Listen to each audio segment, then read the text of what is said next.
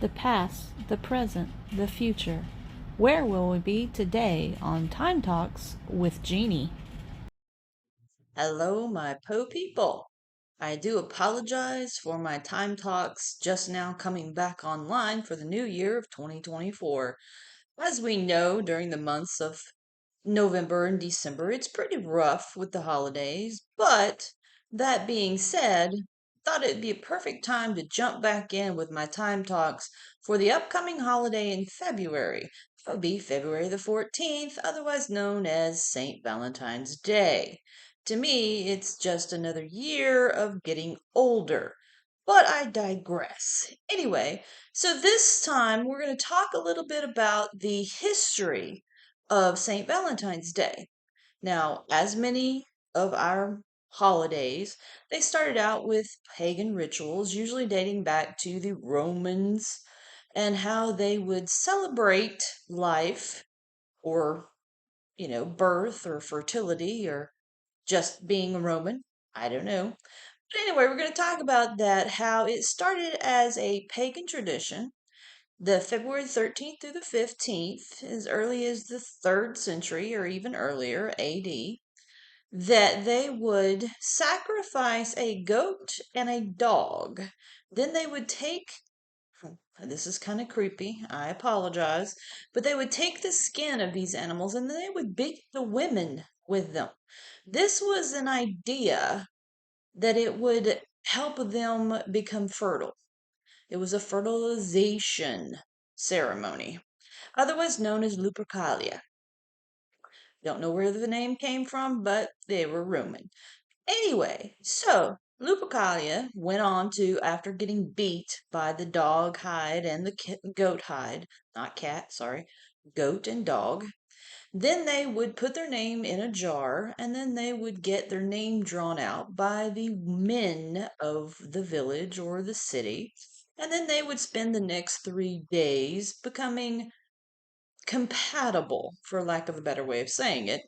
And hopefully that they would become fertile and be blessed during Lupercalia with giving birth at 9 months later. So that's kind of weird, but I guess that's why so many people in the Roman days were born around the month of, let's say it, November.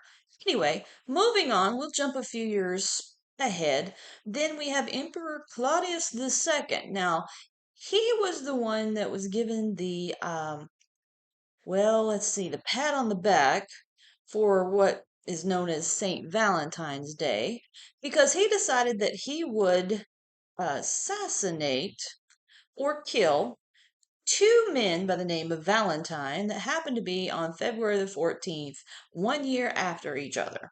That was weird.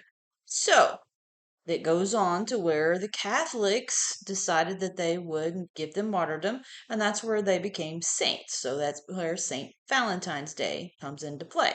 Now, later on, they get a little bit out of the pagan because you know as well as I do, if you know your history, that Constantine brought in the Christianity instead of pagan rituals or the poly, religious types in that area. And so they decided that they would keep kind of the tradition of Lupercalia, but they would try to get it out of the pagan ceremonies. So that's why they centered it on just maybe 1 or 2 days, not three. And they would stop the sacrifices. So I guess that was a good thing. But they would go on to continue to celebrate the fertility, especially around those days of the month.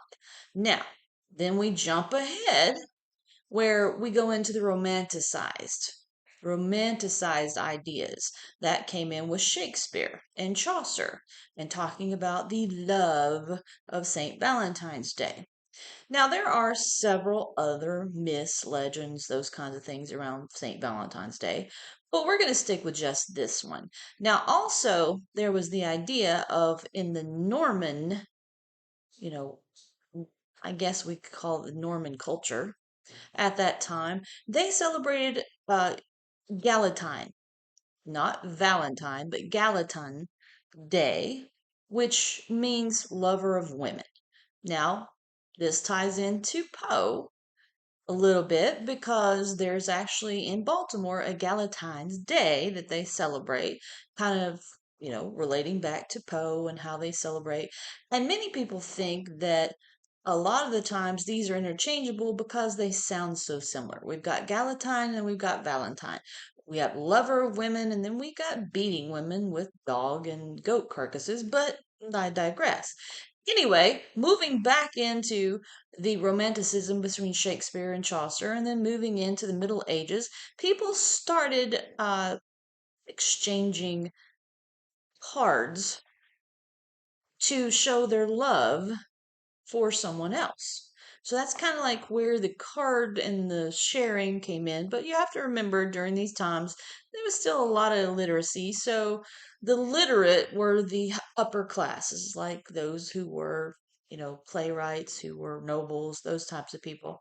So then we jump even a little further into the early 1900s. Now it's where in the 1900s, 1913, in Kansas City, Missouri, that the Hallmark Company decides that they would turn this into a commercialized day by creating greeting cards. And so that's when the commercialism of Valentine's Day, as we know it today, comes to play.